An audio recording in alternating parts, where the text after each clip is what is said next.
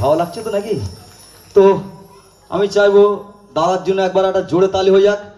দাদা এত সুন্দর অপারেটিং করেছে, সাউন্ডে তুলনা করা যাবে না, যা বলে ভাষা দিয়ে বোঝাতে পারবো না। যার জন্য সবাই তালি হয়ে যাক। চলো, thank you, thank you, thank you, চলো।